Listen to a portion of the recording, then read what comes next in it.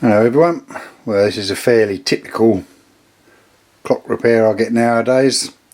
Because I don't do this, like I've said before, I don't do it commercially anymore. I only do this for myself or friends. And this is a Dutch wall clock. Belongs to a friend of mine, and although it looks like it's very unloved, it's not really. It's just a bit of a casualty. I mean, the story of this is it got taken off the wall because they were decorating. It got put in a bag, got shoved in a cupboard, probably under the stairs or somewhere. Never got to go back up on the wall, and spent a couple of years getting kicked around in a cupboard, stuff getting chucked on top of it and what have you. So it's got a little bit of case damage, and there's the movement. I've already taken that off of the dial. There's one of the case ornaments has come off, which old dial boarding, but it is all here. It's all there, and it was working apparently before it was taken down, and it just needs some TLC. So this is a fairly run-of-the-mill clock. The actual clock side of it, movement, it's just weight driven, and it's these balls that provide the power. The chains just lock onto these and provide the power for the strike and the time part of it to work. It's a relatively modern, and when I say modern, this is probably 1970s, which is pretty modern for me. Like I say, it's been a bit neglected. It's very dusty, but that's all it is. I mean, the suspension's got a bit knackered, and like I say, just needs a bit of TLC. Just needs this stripping down and cleaning, bit of oiling, new suspension. The chains, it's all here. It's obviously had a bit of a big tug and they've all come apart, but they can be straightened out, and the proper lengths for the chain can probably be achieved. So the next move for me is to just take this to bits and get it in the ultrasonic tank and clean it. So the first thing I'm going to do is take the pallet bridge off. That will release the pallets and this arm here that carries the suspension on. So it's a bridge because it's got two screws. A cock just supports it on one face and has only got one screw.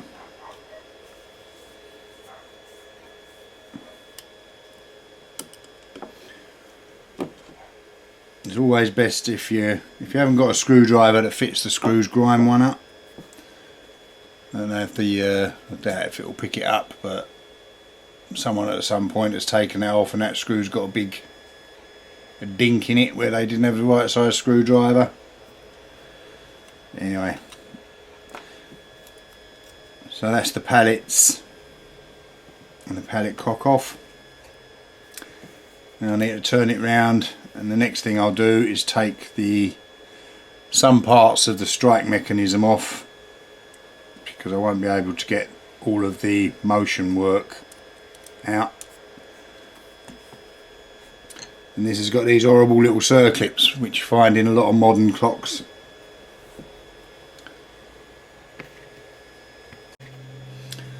So what I do now when I'm doing anything like this, because these have a tendency to fly about the workshop,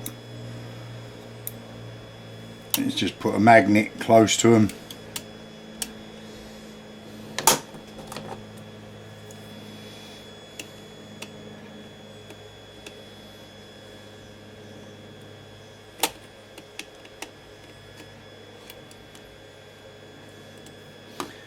And then they stick to the magnet,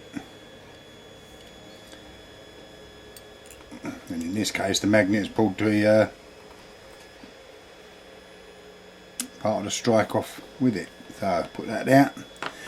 It's always a good idea to take photos of a clock if you've never took one to bits before, and if it's a new clock to you.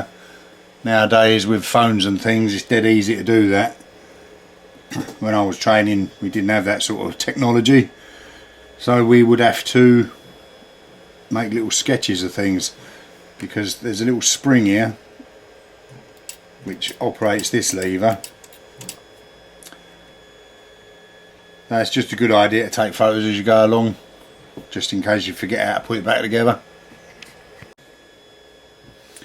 And now I want to take this off the snow. That basically what this part of the clock does is regulates the amount of strikes it's going to do.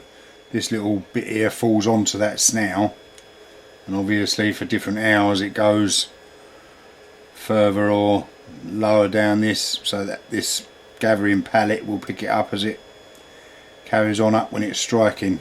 But I'd go into that on another video if anyone's interested. So this has to come off. It's not going to come off because it's held on by this little washer here to stop it coming off in use.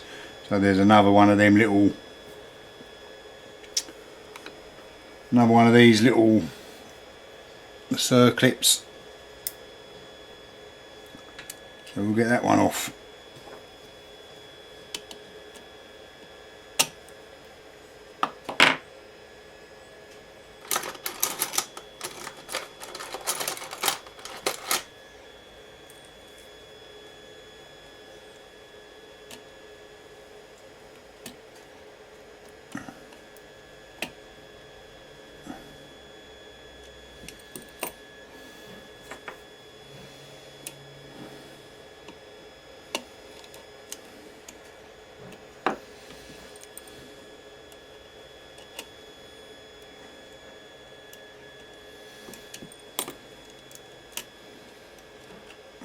There's a circlip safely on the magnet. So this will all come off. It will take the washer off as we come up.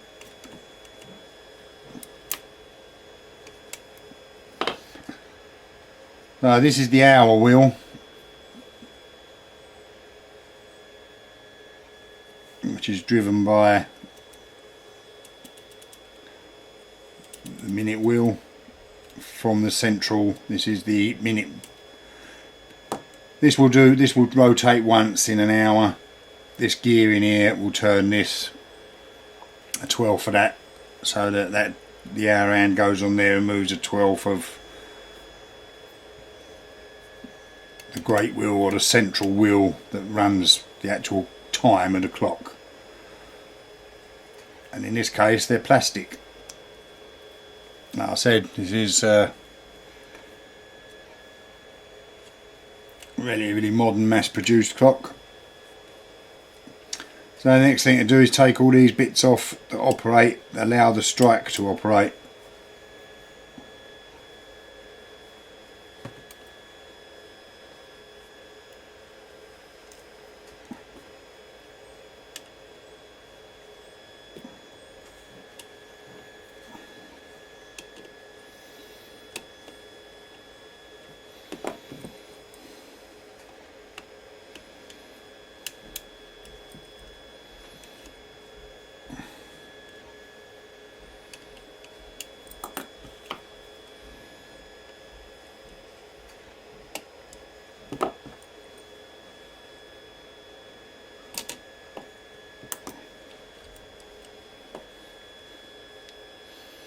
And that's a success.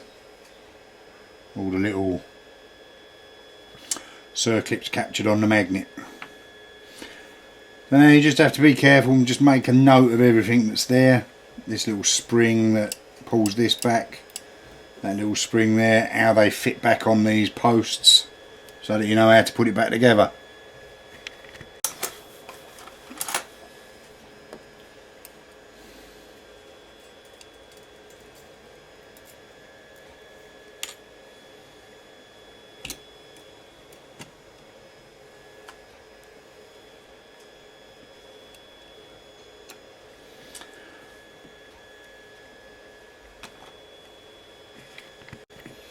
So something to watch out for on this clock is a relatively simple system. These two arms on the minute wheel, as that turns round, that lifts this arm and this arm.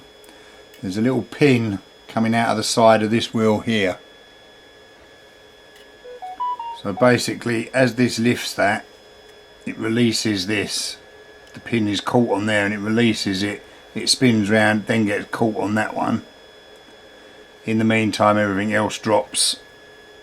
This will drop down. Then when it goes past that, the spring will push that down and then it will go off, and this is the gathering pallet, which works with these teeth to lift this back up until this lifts this all back up and it locks up again. Sometimes there's two wheels with a pin on each. You just have to be careful to get them in the right position.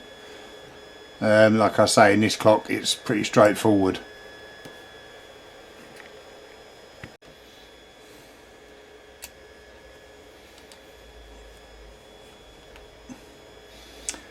Next thing we've got to do is try and get the gathering pallet that I just mentioned, and this wheel which operates the strike and has got the wheel to operate the whole hour movement. And these can be quite difficult to get off. So this is a lifter that I actually made for this. You can buy them, but this is one I made some time ago. So you really want two, but a screwdriver will do to start with. So that just goes in behind there, and gently you've got to try and prise these up. Take it from the other side. But these are often put on by a machine, and they can be really stuck on there. But you've got to be very careful not to bend this. I've often seen them bent, and this isn't quite long enough for it, so let's get another screwdriver and do it. It's nearly there, it's started to go.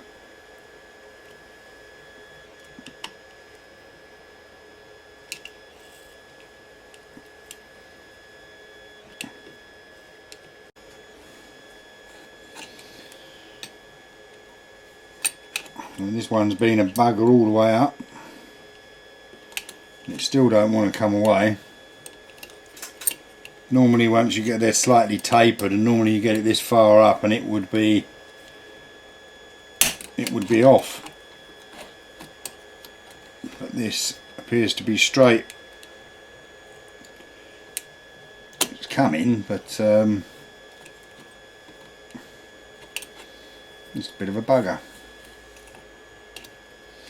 But you have to be patient, because it really is important you don't bend this.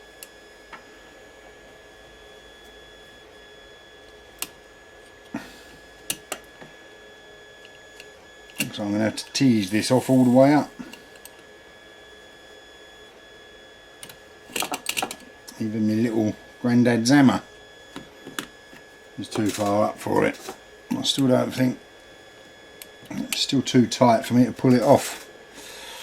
I need something even bigger in there.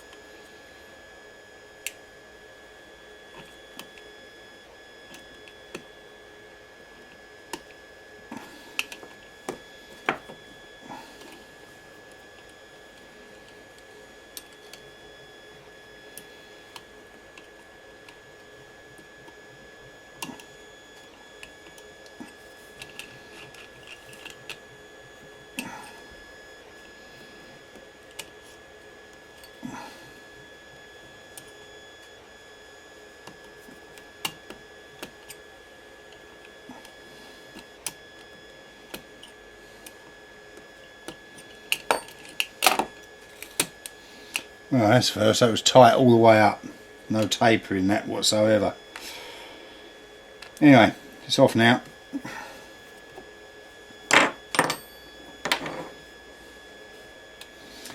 And now we've got to do the same, similar, with this little gathering pallet for the strike.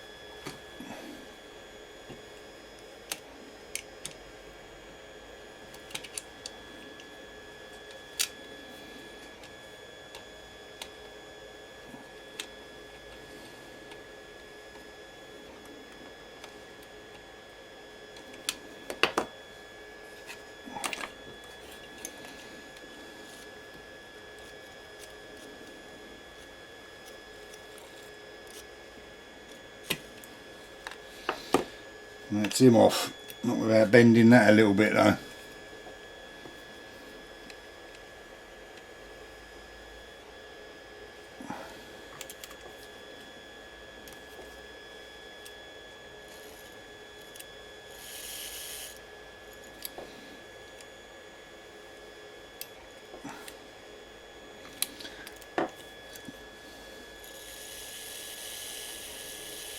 That's reasonably straight. That's one of the other things about sort of modern mass-produced clocks. They're a bit iffy. That should really be a bit stiffer than that, the metal. But anyway, it's often it's all right. So now I've got to take these nuts off and take the gubs out.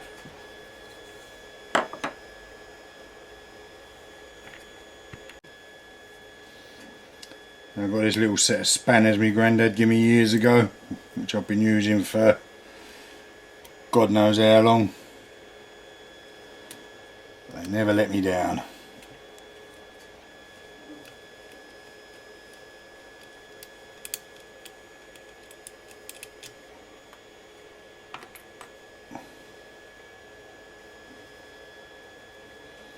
When did I just use?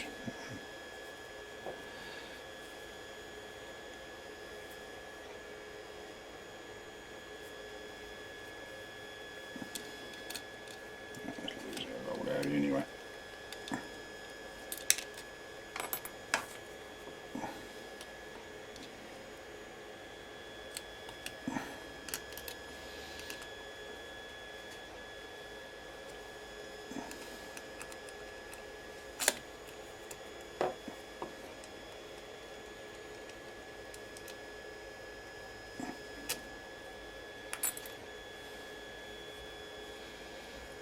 It should be loose. That's it.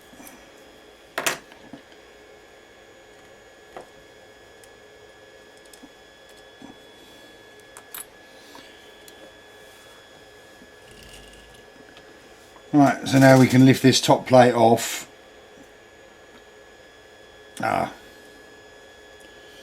No, I can't. I just got to take this little circlip off here, which holds the hammer in. Nearly missed that.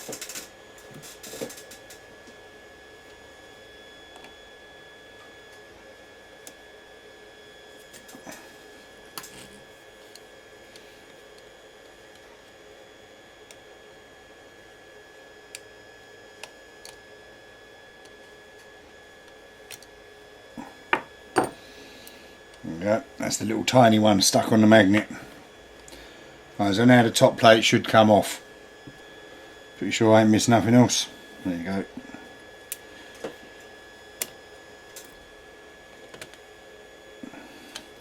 And where it's possible, I'd always like to try and get the top plate off and leave everything in place just to have a look. But sometimes the wheels and that stick in there and it all falls to bits. But the next thing I'd say is, you can see this is the going side of it, this is the strike side. If you're relatively new and you're just sort of playing around taking clocks to bits for the first time, I'd number these as you take them out, because they will only come out and go in an order. So there's no shame in it. You might just as well number them so you know which one. This is going to be the first one to come out, so I'll just scratch a little number 1 in that, put that there. Then this one can come out. I'll put 2 little scratches on him, or take a photo. So you've always got a reference to how it looked when you took the top plate off, if it don't all fall to pieces when you do it. So I mark that one number 2. I can take that out. The other thing, you might think is a bit daft, but it will also tell you which way up the wheels go. So now the centre wheel is going to be number 3.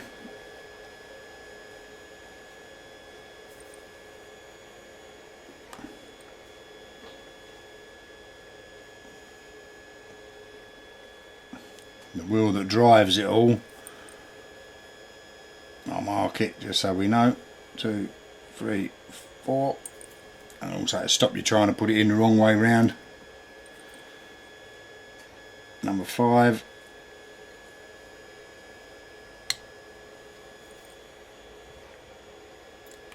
And the escape wheel, which is pretty obvious where that goes, so I don't really need to mark that.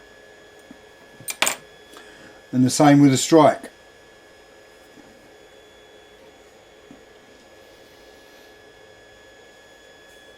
Number 1.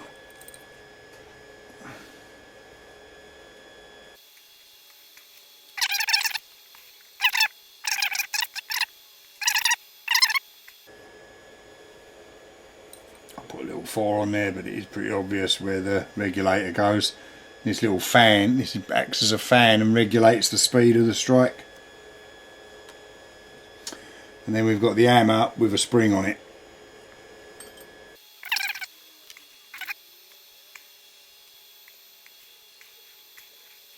This ordinarily has a flat in it, so you can get it so that this will come out.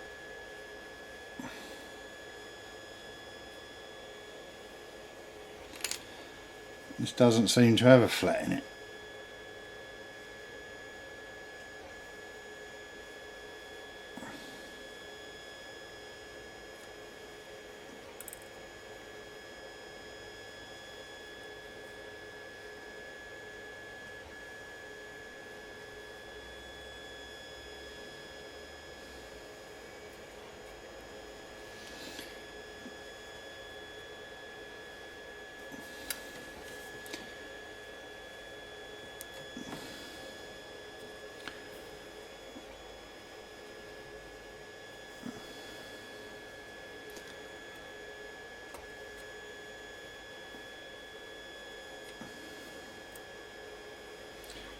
Well, this should go through that slit, then you turn it, that will go through the slit, and then that will come through, but this does not seem to want to come through there. I don't know whether it's just really dirty or just too fat. Looks too fat to me, and I don't want to pull that out, so I'm going to clean that as it is and leave that on there.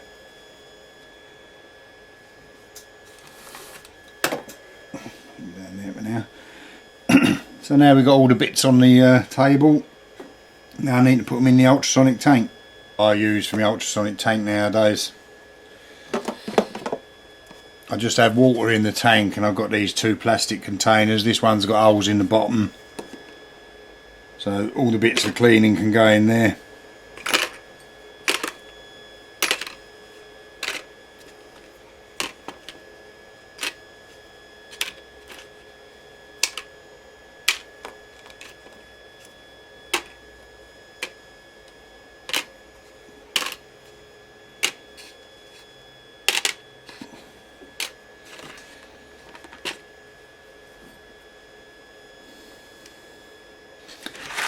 That's all of them.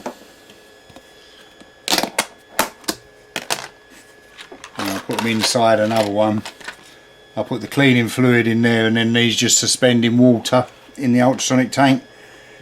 It stops the actual ultrasonic tank getting all dirty and shitted up, and you can just lift this up and drain them off. The cleaning fluid goes back into there. I'm just about to make up a new lot because I don't do it very often, and the other one had gone a bit manky.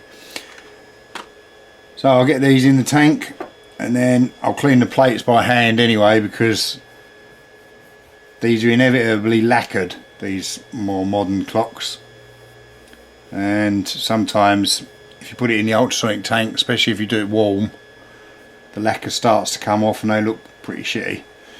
But I'd clean all the pivot holes and everything by hand anyway, so I just clean the whole plate by hand. You don't see this movement, so it doesn't have to be brilliant shiny. It just needs to be clean and working. So these will go in the ultrasonic tank, and I'll clean these by hand.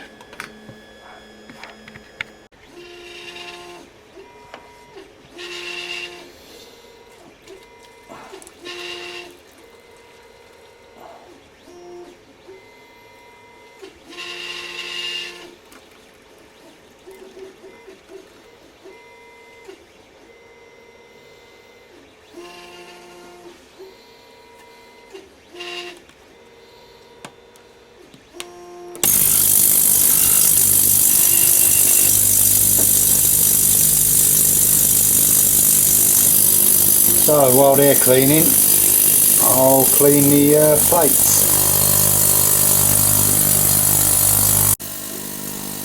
I'll give the dial board a bit of a gentle brush off and then an hoover. It's like a velvet, but I've got to be careful with it because it's knocking on a bit.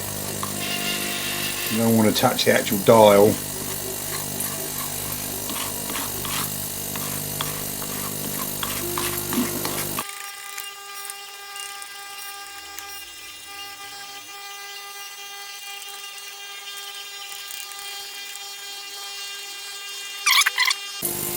I'm going to take the little man and the bell off just to clean the bell up.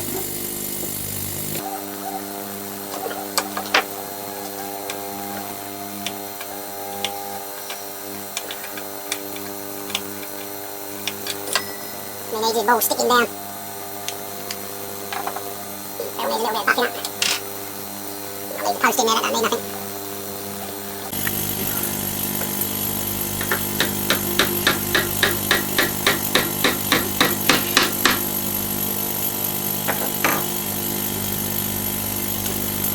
Well, that's the case put back together. I just need a little drop of glue on the ball here. I'll do that when it's up on the wall so that gravity can take care of holding that in place. That's the dial back on. As soon as the clock's clean and put back together, we can get it back in the case and stick it up on the wall and see how it goes. I've got to clean the weights yet. I'll do them on the buff. I'll soak them for a while and then do them on the buff. I think that'll do for this one. I'll see you in part 2 when I put the clock back together. Bye for now. Thanks for watching.